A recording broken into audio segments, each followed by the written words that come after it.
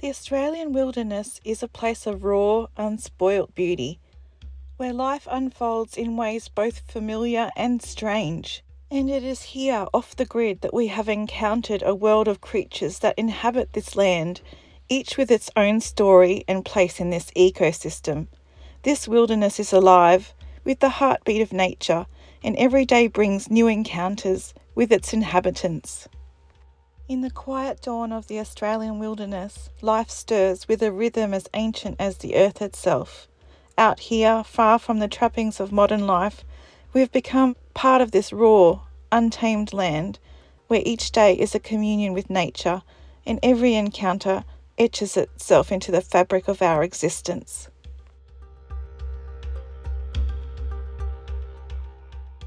Across one of our fields, the echidna moves with deliberate grace.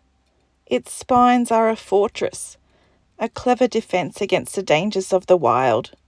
Covered in sharp spines, this curious creature feeds on ants and termites, using its long, sticky tongue to extract its prey from narrow crevices.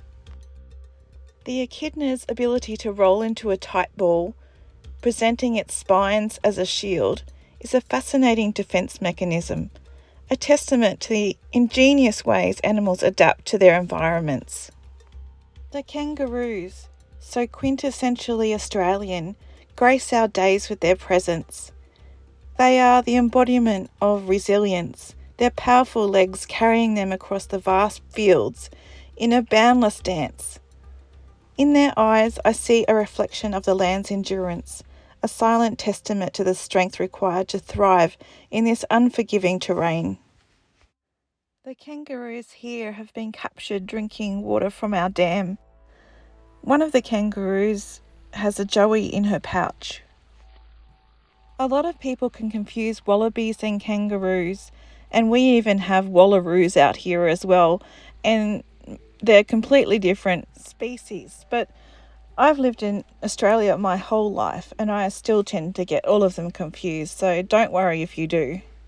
Wallabies are definitely smaller than kangaroos and wallaroos, but they say that wallaroos are smaller than kangaroos, but we have huge wallaroos out here that are extremely muscly and I'd say would almost be the same size as a kangaroo. The wallaroos tend to have a much darker coat than the eastern grey kangaroo. We've seen kangaroos out here that are around 2 metres tall or 6 feet tall, so they can get just as big as a human. One particularly curious kangaroo has taken a liking to our camera. As it hops closer, its inquisitive eyes gleam with curiosity. It sniffs at the lens, perhaps wondering what this strange object is, before startling itself as the camera shifts. In a flurry of movement, it bounds away, a reminder of the delicate balance between curiosity and caution that governs life in the wild. You can see from these close-up shots that the kangaroo actually uses its tail like another leg. It uses its tail to balance while it moves its hind legs forward, at least while it's moving around slowly. The smaller wallabies are often found in bushy areas where speed is less important than manoeuvrability. Therefore, the wallabies usually have shorter legs, which improves their agility. And wallaroos, they prefer to live around the rocky areas here, where they can find caves or rock formations where they can seek shelter during the days, and they can hide from the heat during the summers. The eastern grey kangaroo is the second largest and heaviest living marsupial and native land mammal in Australia. And some types of kangaroos apparently can take a jump of 8 to 9 metres in one go. And when they take these large bounds, they can reach up to 3 metres in height while they're jumping. So regular sized fences out here mean nothing to the kangaroos.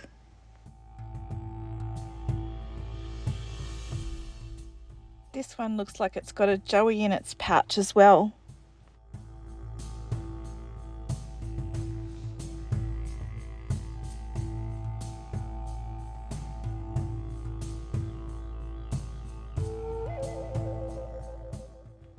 And in the stillness of the night, a giant wood moth emerges, its wings spanning vast distances in a brief, beautiful life.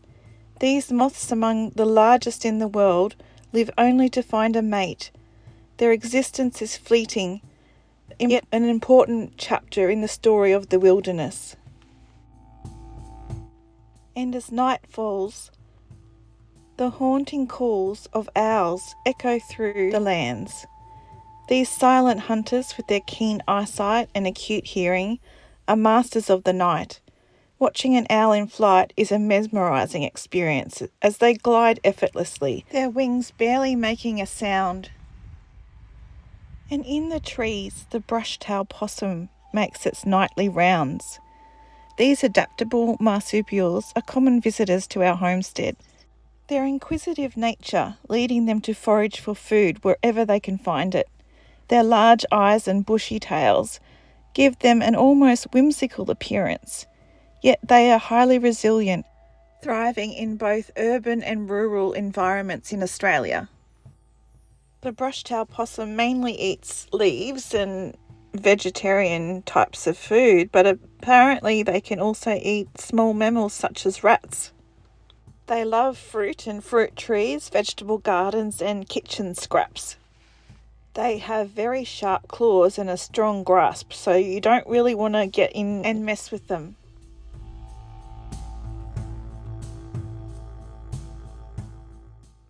This robust velvet gecko, with its smooth, soft skin and nocturnal habits, is another marvel of the Australian wilderness. These small reptiles are great climbers, often seen clinging to trees and rocks. Their ability to regenerate lost tails is a remarkable survival trait, ensuring they can escape predators and continue their nightly hunt for insects. And some of the Australian lizards have evolved to develop tails that look almost exactly like their head to confuse their predators. Inside the stillness of an old post near our shome or shed home, we discovered some eastern rosellas. Their vibrant colours against the weathered wood, they are a joyful sight. The adult rosellas, ever vigilant, remain close to the protected eggs and young, a tender reminder of the fierce love that binds all living creatures. And our dog Truffles can't see inside the post, but she is sniffing around the bottom of the post.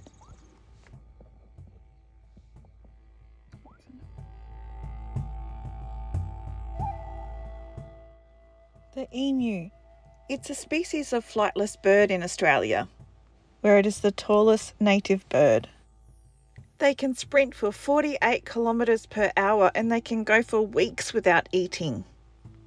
And the young are nurtured by their fathers. The emu is the second tallest bird in the world, only being exceeded in height by the ostrich. The largest individuals can reach up to 190 centimetres in height.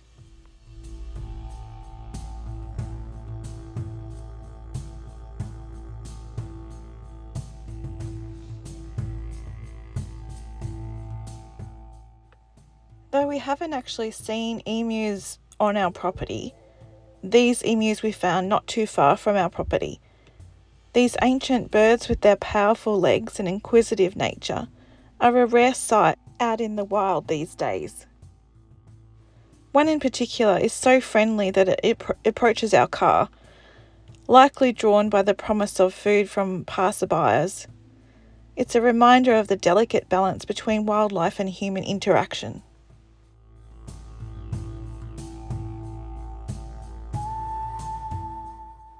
By the water's edge, the long-necked turtle makes its slow pilgrimage. Its elongated neck, a distinctive feature, allows it to reach into the depths for sustenance.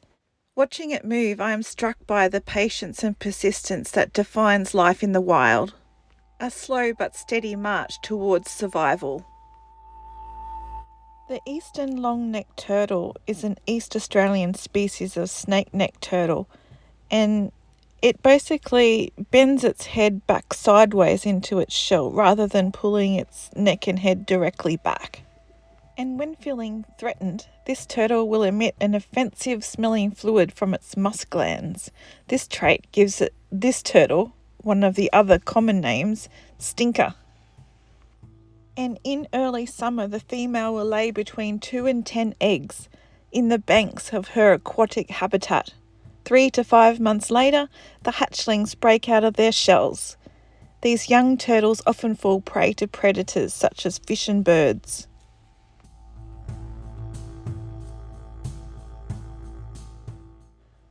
Under some rocks we find the spotted swamp frog or grass frog, masters of camouflage, with a distinctive line down their back and darker spots adorning their bodies.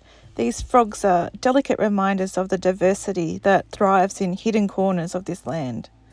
Their calls, a chorus at dusk, blend into the symphony of the night.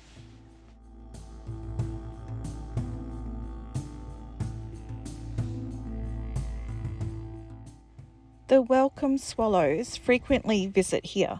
They've built their nests under the cement pipe in the creek. These tiny architects create a home of mud and grass. Their swift, darting flights a common sight. Occasionally they venture inside, a gesture believed to bring good luck. Spiders are plentiful out here, some of the most feared creatures in the world. Some are deadly, while others are harmless, but it's hard to tell which is which most of the time. There's been some reports that there are still thousands of Australian spiders yet to be properly documented. In Australia, only 2,700 species and 78 families have been described out of an estimated 10,000 species. So really, we still have a really long way to go in working out what's what.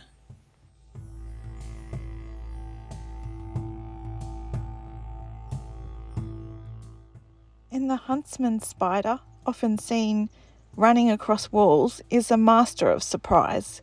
With legs that stretch as wide as a man's hand, it is a formidable predator of insects.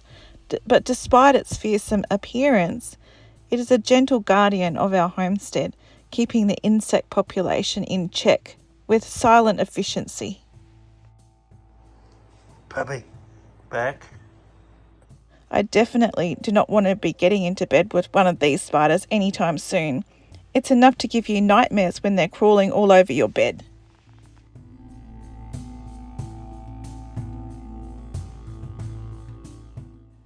So we've seen lots of other wildlife on our property that I haven't captured in this video, but if you watch our other videos then you might see glimpses of different animals that we've encountered along the way.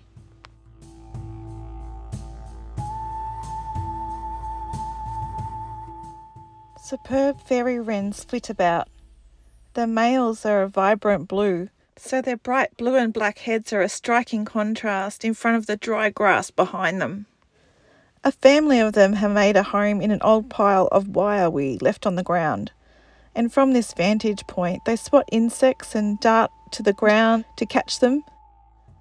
Watching them clean themselves and bask in the sunshine is a simple yet profound pleasure, a reminder of the quiet joys that life here offers. Just behind this nest of theirs, I have some calendula flowers growing, which have brilliantly coloured yellow or petals. And apparently the fairy wrens use the yellow petals as part of their mating courtship. So giving your partner flowers is not just something that we humans do. Their snakes, with their scary movements and hypnotic presence, are both feared and revered. Each encounter with these serpents is a dance with danger, a reminder of the delicate balance of life and death in the wild. High above the hills, the wedge-tailed eagle circles with a majestic grace, its keen eyes locked onto its prey below. This aerial predator, a symbol of freedom and power, surveys its domain with an unrivaled authority. And then there are the white corellas, or small cockatoos, that swirl and dance in the sky with unison. Hundreds of them move as one, their feathers creating a mesmerising display against the orange sunset, and they rest in the tree right beside our shed.